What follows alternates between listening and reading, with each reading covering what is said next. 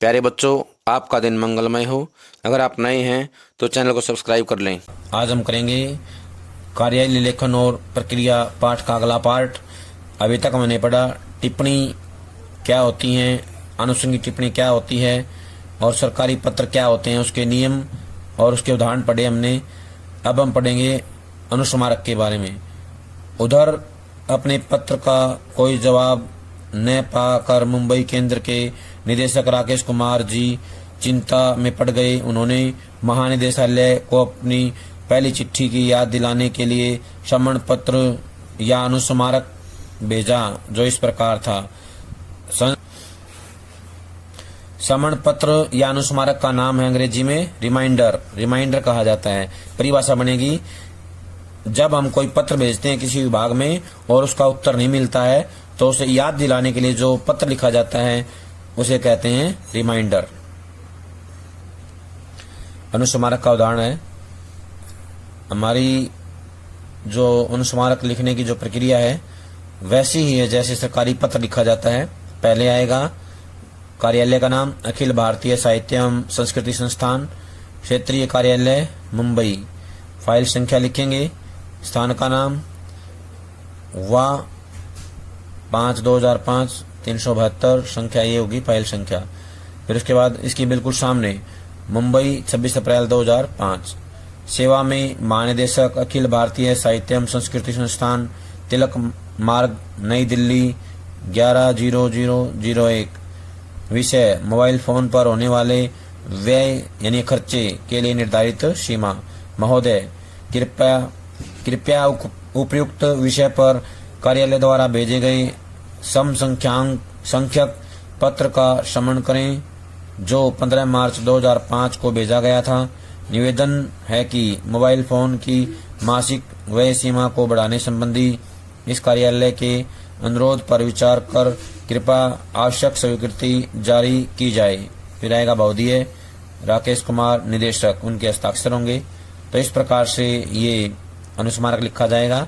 और सरकारी पत्र भी ऐसे ही लिखा जाता है, उसमें सिर्फ ये जो बीच का हिस्सा है विषय के बारे में विस्तार से लिखा जाएगा, किस विषय पर जो है पत्र लिखा जाना है। अब यहाँ पे व्यय के लिए निर्धारित सीमा के बारे में था। ये समन पत्र है तो इसलिए इसके बारे में ज्यादा नहीं लिखा जाएगा, केवल ये बताया जाएगा कि पत्र भेजा गया था, इस संख्या से भेजा गया था और किस विषय में था। बस इतनी बातें बता करके पत्र को समाप्त कर दिया जाता है। ध्यान देने योग्य बातें, जब किसी पत्र, ज्ञापन इत्यादि का उत्तर समय पर प्राप्त नहीं होता तो याद दिलाने के लिए अनुस्मारक भेजा जाता है। इसे समन पत्र भी कहते हैं। इसका प्रारूप औपचारिक पत्र की तरह ही होता है, यानी ये जो सरकारी पत्र है उसके जैसे ही होता है, मगर आकार छोटा होता है। अनुस्मारक के शुरू में पूर्व पत्र का हवाला दिया जाता है, यानी उसके बारे में बताया जाता है। जब एक से अधिक अनुस्मारक भेजे जाते हैं तो पहले अनुस्मारक को अनुस्मारक 1, दूसरे को अनुस्मारक 2, तीसरे को अनुस्मारक 3 इत्यादि लिखते हैं। महानिदेशक ने इस अनुस्मारक को गुफरान अहमद उप महानिदेशक के पास इस हिदायत के साथ भेजा कि मुंबई कार्यालय के निदेशक को एक अंतरिम उत्तर भेज दिया जाए। गुफरान अहमद के पास फाइल भी लौट चुकी थी। महानिदेशक ने निचले अधिकारियों द्वारा की गई अनुशंसा को बिल्कुल ही उल्ट दिया था। यह बात एक क्षण के लिए गुफरान अहमद को चुभी तो जरूर, लेकिन अनुभव ने उन्हें अच्छी तरह सिखा दिया था कि कार्यालय के दैनिक कार्य व्यापार में ऐसी उलटफेर होती ही रहती है और इसे खेल भावना से ही लिया जाना चाहिए। कहने का आशय है कि इसको पर्सनल नहीं लेना चाहिए, व्यक्तिगत कभी भी नहीं समझना चाहिए। ये एक कार्यालय की प्रक्रिया है। उन्होंने तय किया कि बोर्ड की स्वीकृति के लिए भेजी जाने वाली टिप्पणी वे स्वयं ही तैयार करेंगे और राकेश कुमार को अंतरिम उत्तर भी खुद ही भेजेंगे। मुंबई केंद्र के निदेशक राकेश कुमार को उन्होंने एक अंतरिम उत्तर अर्ध सरकारी पत्र DO लेटर के रूप में कुछ इस प्रकार भेजा। अर्ध सरकारी पत्र जैसे हमने सरकारी पत्र में लिखा था वैसे ही यहाँ पे आएगा। सबसे पहले पता आएगा, एड्रेस अखिल भारतीय साहित्य एवं संस्कृति संस्थान महानिदेशालय।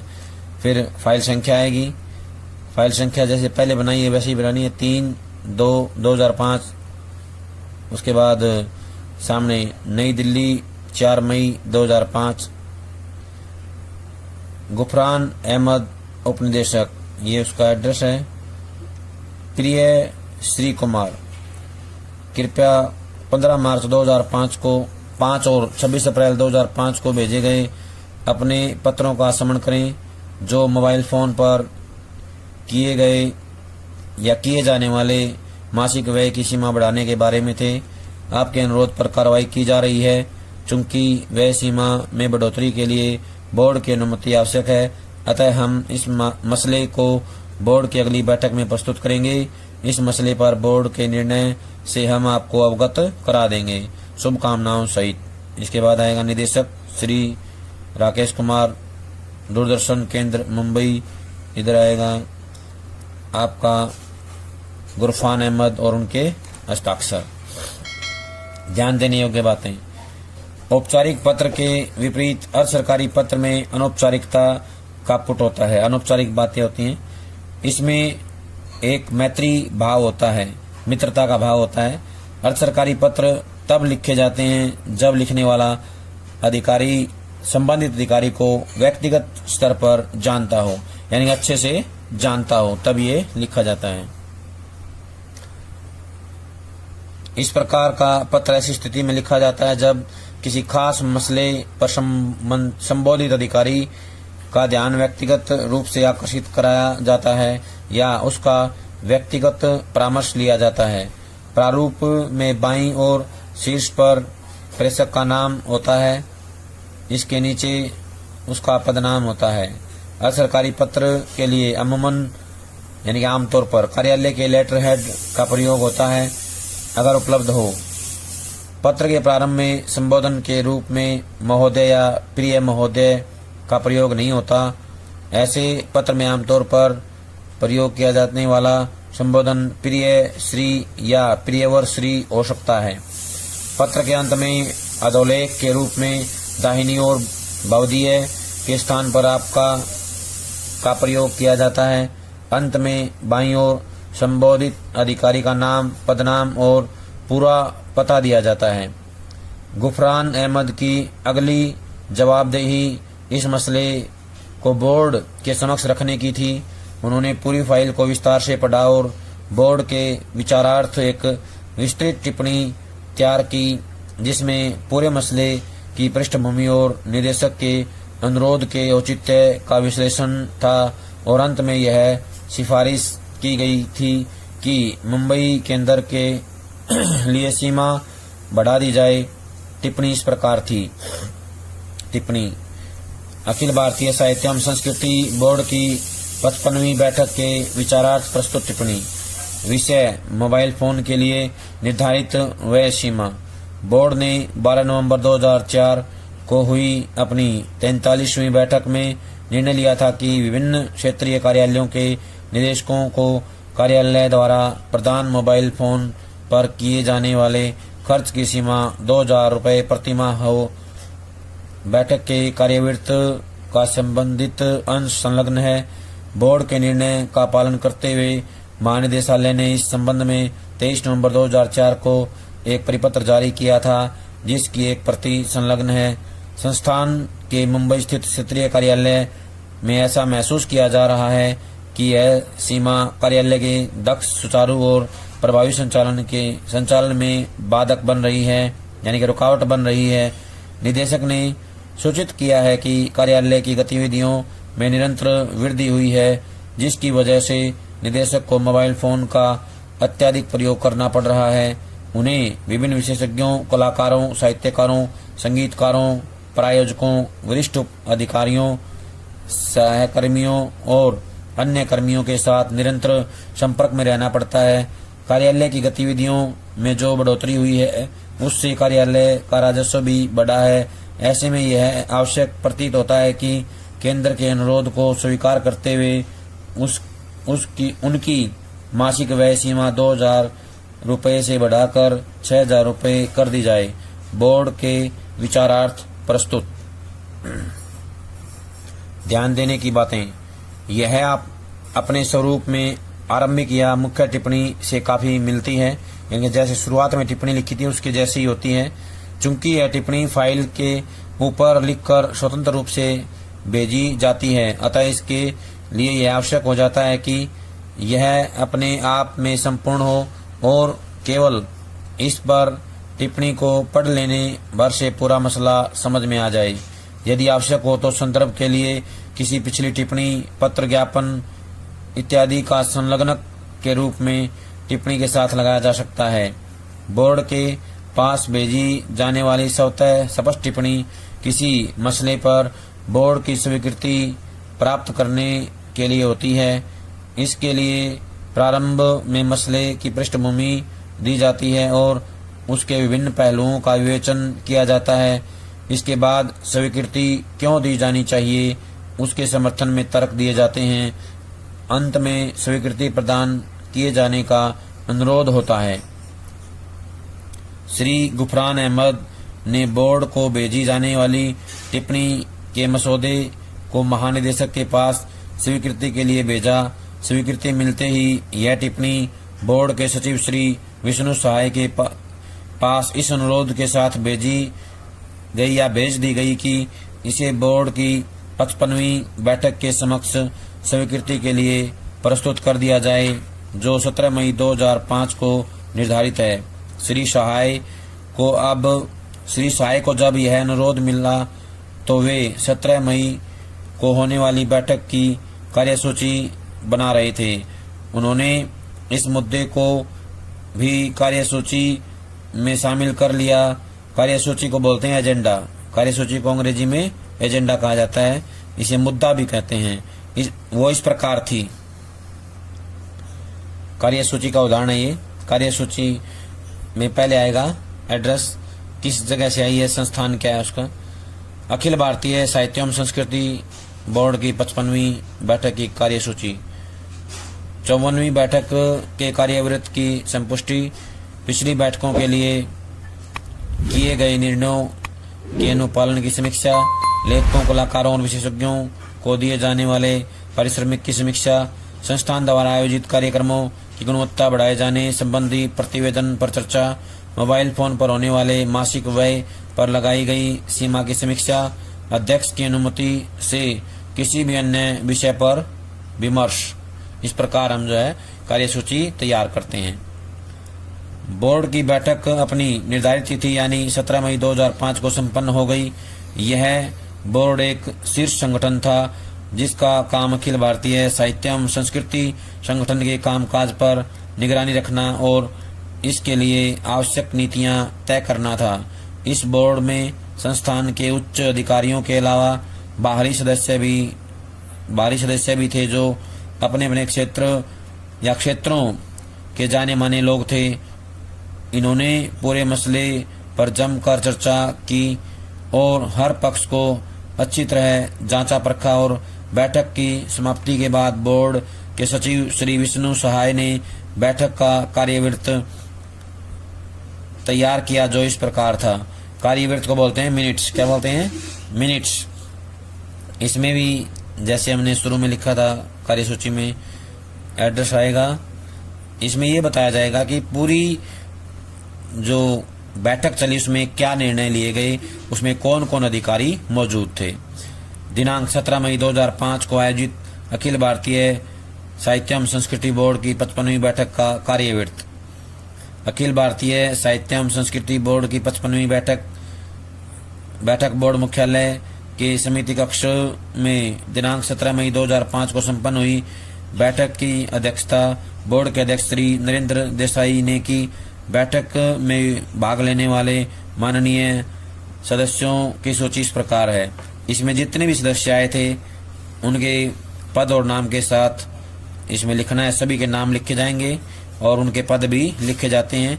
और जब ये सारे नाम और पद आ जाएंगे तो उसके बाद कार्यवाही के बारे में बताया जाएगा। इस कार्यवाही में क्या क्या हुआ, ध्यान देने की बातें। किसी भी संस्था की औपचारिक बैठक की कार्यसूची उस बैठक में चर्चा के लिए निर्धारित विषयों की अग्रिम जानकारी देती है। इससे बैठक के अनुशासित संचालन में सहायता मिलती है। निर्धारित विषयों से संबंधित स्वतः स्पष्ट टिप्पणियां अपने संलग्नकों के साथ सदस्यों को कार्यसूची के साथ अग्रिम रूप में भेजी जानी चाहिए ताकि वे बैठक में पूरी तैयारी करके आ सकें या पूरी तैयारी से आ सकें। ये हमारा कार्यवृत्त का उदाहरण है। पहले सभी के नाम आ जाते हैं पद के साथ। उसके बाद कार्यवाही में क्या हुआ ये बताना है। कार्यवाही के प्रारंभ में अध्यक्ष ने अपनी दक्षिण अफ्रीकी यात्रा की चर्चा करते हुए वहां की संस्कृति पर भूमंडलीकरण के प्रभावों का जिक्र किया। उन्होंने यह भी बताया कि दक्षिण अफ्रीका के अनुभवों से हम क्या सबक ले सकते हैं। उपर्युक्त सामान्य चर्चा के बाद बैठक की कार्यसूची में वर्णित विषयों पर विमर्श हुआ, जिसका संक्षिप्त विवरण इस प्रकार है। जो विषय हमने पहले पढ़े थे कार्यसूची में, वो सारे विषय यहाँ पर आएंगे और उनके ऊपर एक एक करके हर बिंदु पर विचार किया जाएगा। कौन क्या कहना चाहता है, हर बिंदु पर विचार करते हुए हम जो है इसका अंत कर देंगे। ये होता है हमारा कार्यवृत्त। बोर्ड में लिए गए फैसले के अनुसार लेखकों, कलाकारों और विशेषज्ञों के पारिश्रमिक में बढ़ोतरी के संबंध में एक प्रेस विज्ञप्ति भी जारी करनी थी। उन्होंने जनसंपर्क अधिकारी श्री देवेंद्र शर्मा से इस बारे में अनुरोध किया। श्री शर्मा ने जो विज्ञप्ति जारी की वह इस प्रकार है। विज्ञप्ति होता है प्रेस में रिलीज भेजना, प्रेस विज्ञप्ति को बोलते हैं प्रेस रिलीज। इसमें जो बैठक में कार्रवाई हुई है, जो निर्णय लिए गए हैं, उन सब के बारे में बताया जाता है, प्रेस रिलीज दी जाती है। अखिल भारतीय साहित्य एवं संस्कृति बोर्ड प्रेस विज्ञप्ति। अखिल भारतीय साहित्य एवं संस्कृति संस्थान द्वारा आयोजित कार्यक्रमों से जुड़े लेखकों और कलाकारों के पारिश्रमिक में वृद्धि, जो बढ़ोतरी हुई है, उसके बारे में विस्तार से बताया जाएगा। अखिल भारतीय साहित्य एवं संस्कृति बोर्ड ने निर्णय लिया है कि अखिल भारतीय साहित्य एवं संस्कृति संस्थान द्वारा आयोजित कार्यक्रमों से जुड़े लेखकों, कलाकारों और विशेषज्ञों के पारिश्रमिक में तत्काल प्रभाव से वृद्धि कर दी जाए। ध्यान दें कि इसके पूर्व लेखकों, कलाकारों के पारिश्रमिक में सन 2000 में संशोधन किया गया था। पिछले कुछ समय से लेखकों और कलाकारों द्वारा यह शिकायत की जा रही थी कि संस्थान द्वारा दिए जाने वाले पारिश्रमिक की राशि बहुत कम है, जिनके कारण अच्छी प्रतिभाएं संस्थान से विमुख हो रही हैं। लेखकों और कलाकारों की शिकायतों को ध्यान में रखते हुए बोर्ड ने पारिश्रमिक की बढ़ी हुई दरों को मंजूरी देते हुए यह विश्वास व्यक्त किया है कि इससे अच्छी प्रतिभाओं को आकर्षित करने में तो मदद मिलेगी ही, कार्यक्रमों की गुणवत्ता में भी सुधार होगा। ध्यान देने योग्य बातें, पहले हम ये करेंगे ध्यान देने योग्य बातें। ये कार्यसूची के बारे में है। कार्यसूची में रेखांकित कार्यों पर हुए विचार विमर्श का संक्षिप्त विवरण कार्यवृत्त में प्रस्तुत किया जाता है। इसमें क्रमशः उपस्थित लोगों की राय का पूरा विवरण दिया जाना चाहिए। उपस्थित व्यक्तियों के नाम पदानुसार दिए जाने चाहिए। ये हमने जो है कार्यसूची में ध्यान रखना इन बातों का। अब आएगा ध्यान देने की बातें। कोई संस्थान या व्यक्ति किसी विषय या किसी बैठक में जो निर्णय लेता है उसे प्रेस विज्ञप्ति के माध्यम से सर्वसामान्य तक पहुंचाया जाता है। प्रेस विज्ञप्ति में क्या बात ध्यान रखनी है, उसका जो है विशेष रूप से हमें ध्यान रखना है।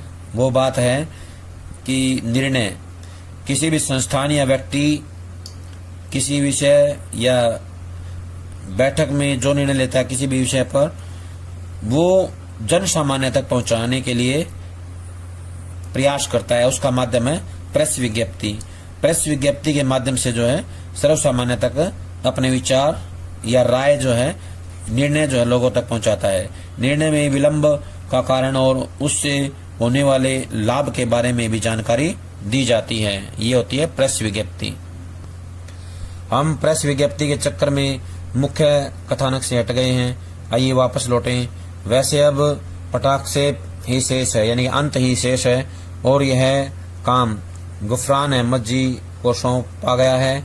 उन्हें बोर्ड के व्यय सीमा संबंधी फैसले को कार्यान्वित करने के लिए एक परिपत्र जारी करना है। इस कथानक की चरम परिणति इस परिपत्र के रूप में हुई है। परिपत्र होता है सर्कुलर। क्या होता है?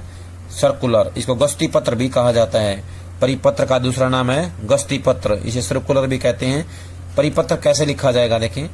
अखिल भारतीय साहित्य एवं संस्कृति संस्थान महानिदेशालय, पत्रांक 24/13, उसके बाद में है 2005, नई दिल्ली 27 मई 2005, बीच में लिखेंगे परिपत्र।